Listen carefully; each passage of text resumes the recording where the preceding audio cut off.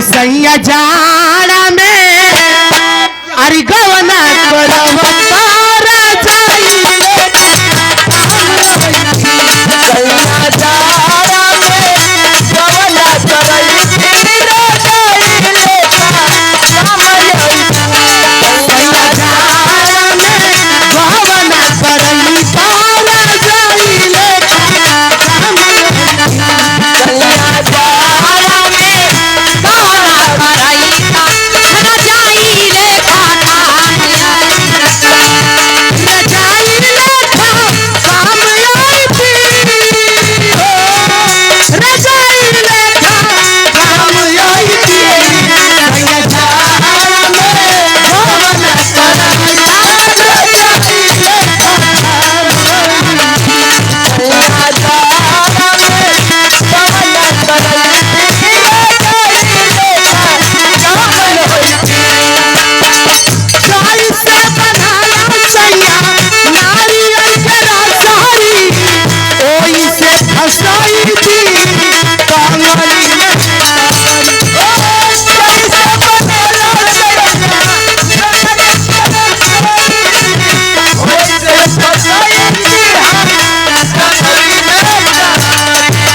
साई से बनाया सैया नारियल के रसहरी ओई से फसाई थी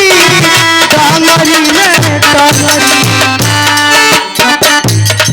ओ थलाली रोटी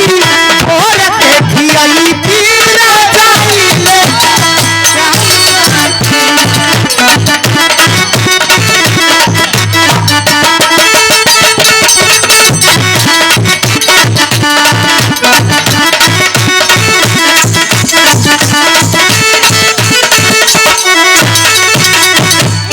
अरे ना भुलाई माई हो,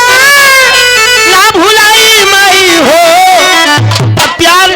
दिल से तो हर कैसे अब भुलाई माई हो, प्यार दिल से तो हर कैसे अब भुलाई माई हो, प्यार दिल से तो हर कैसे अब भुलाई माई हो। भैया हो महतारी का का करे जा होला बेटा खातिर का कहना कगले कभी लिखत हो कि खिलाकर भूखे सोती है चोट लगने पे रोती है, खिलाकर भूखे सोती है चोट लगने पे रोती है, और माही तो ऐसी एक अदालत है जहाँ हर गुनाहें माफ होती है। बेटा कितना चोर बदमाश होला लेकिन माई की नजर में शरीफे रहेला। कभी कहा था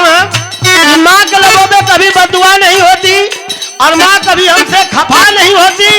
मेरी हर गुनाहों को धो देती है, और माँ कितना गुस्से में होती है फिर भी रो देती है। बेटा के एक चमाचा मार देगी घी के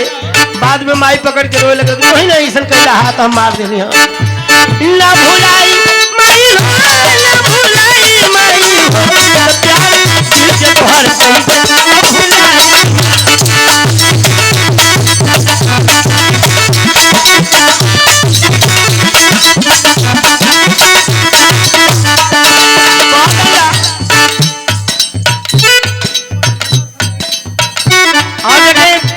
दिलीप कुमार जी नदवा सराय बीटीसी की धरती से यानी बीटीसी में लड़े वाला होता आवे वाला वर्तमान में इनके भारी मत से विजयी बने हेलो कहा से कि ग्राम सभा का विकास करिए, जितना गांव का खलंजा उजड़वा के आरसीसी लगवा दी है, चिकन चिकन करवा दी है।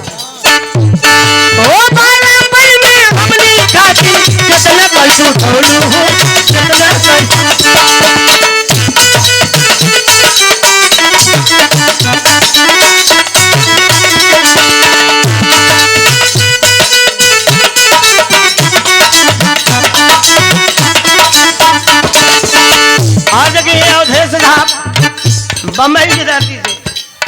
50 रुपया पुरस्कार तो समर के साहब की मत बहुत बहुत प्रणाम करते हैं आपके। मेहनत मजदूरी करके हमनी के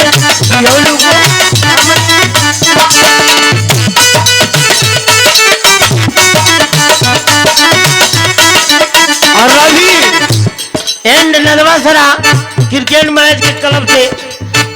20 रुपया बहुत बहुत प्रणाम। माँ अगर गोसिया के शराब दे दी ना तो वो पर जला लड़का पर कभी लिखत हुआ कि माँ की बद्दुआ कभी खाली नहीं जाती, ये बात भी भगवान से टाली नहीं जाती। अरे बर्तन मांज कर 4 बच्चों को पाल लेती है माँ, लेकिन 4 बच्चों से एक माँ पाली नहीं जाती। ओ मन में हमनी खातिन कितना कर सोलू हो, कितना कर मानिया मंजूरी करके हमनी के जियोलू हो, हमनी के गईलू खेती बाड़ी, गईलू खेती बाड़ी धानवा बनाई मई हो क्या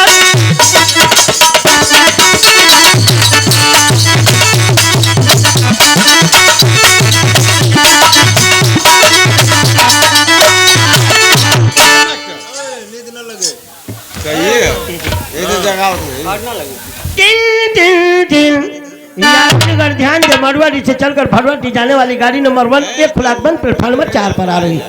अपनी निर्धारित समय 14:48 पर आ रही है। छपरा मेल प्लेटफार्म नंबर 4 पर लग रही है।